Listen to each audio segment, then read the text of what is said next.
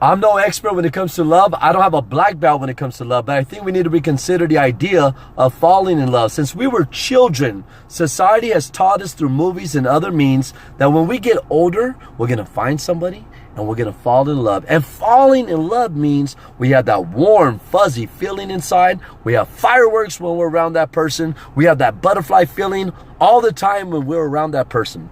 And as soon as those feelings go away, then that means we fell out of love with that person, and therefore we need to remove that person out of our lives, and we need to go find somebody else who can recreate those feelings so we can fall in love again.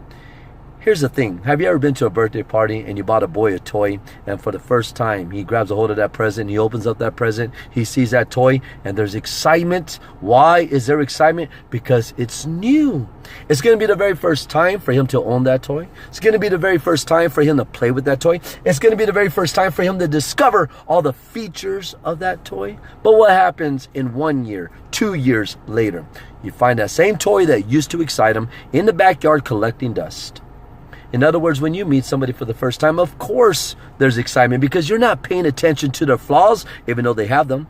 You're so wrapped up in all their qualities. You're wrapped up in their charm. You're wrapped up in their humor. You're wrapped up in their looks. You're wrapped up in the way they treat you. And of course, when somebody meets you for the first time, they're going to present themselves on their best behavior, putting their best foot forward.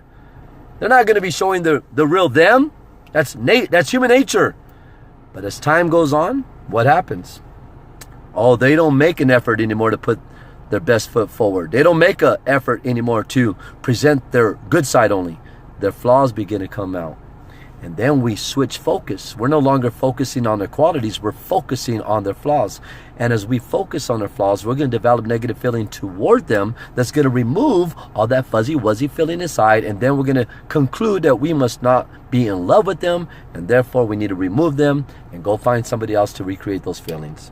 Here's the thing. That falling in love business is not substantial. It's not going to last because our heart doesn't know what it wants. It's all over the place. The love that's going to last and be substantial is the love that we are taught by God. The love that we learn by God. When we love somebody for who they are, when we love somebody for all the potential they have, when we love somebody for how we see them through the eyes of God.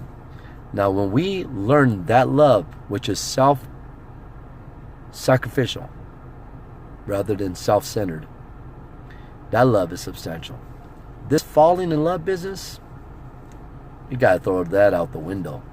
So if you're with somebody, if you're with your husband or with your wife, and you don't have that fuzzy, wuzzy feeling, man, get the world ideology out of your mindset and learn to love your husband, learn to love your wife, learn to love the person you're with. Bye.